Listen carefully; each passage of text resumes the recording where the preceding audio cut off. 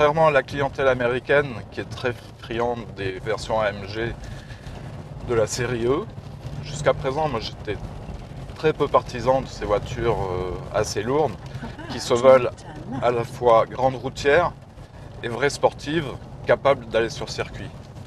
Mais là, il faut dire que maintenant, avec toutes les possibilités de réglage au niveau des suspensions, de la boîte, de l'ESP, on a vraiment une voiture sur mesure et c'est quand même assez bluffant. Ceci dit, en conduite dynamique, on a toujours l'inertie d'une voiture de 2 tonnes et ça, c'est quand même un peu rédhibitoire pour une réelle conduite sportive. Mais ici, je dois dire que j'ai été bluffé par les différentes possibilités de réglage, aussi bien sur l'ESP, la boîte de vitesse automatique ou bien la dureté des suspensions. C'est vraiment une voiture caméléon qui se plie au désir du conducteur et qui distille quand même un vrai plaisir de conduite, malgré le poids. À notre avis, un des principaux intérêts de choisir une AMG E63 par rapport à une Mercedes classe E très puissante, c'est la boîte SpeedShift MCT. En effet, cette boîte automatique à 7 rapports est dépourvue de convertisseur, donc elle est beaucoup plus réactive que la boîte Mercedes classique. Et elle reste néanmoins confortable, notamment si on reste sur la position C. On peut aussi passer en mode sport, Sport Plus, qui est vraiment réactive. La 4e position de la boîte SpeedShift, c'est la manuelle, avec les palettes au volant, qui sont solidaires du volant et bien disposées, avec up à droite et la descente à gauche.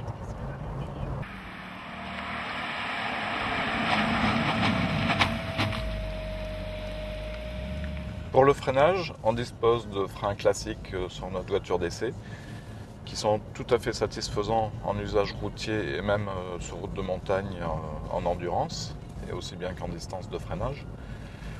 En option, on peut avoir des freins céramique carbone dont le principal intérêt est une réduction de poids de 40% du système et secondo, évidemment, une meilleure efficacité sur circuit, une très bonne résistance à l'échauffement évidemment.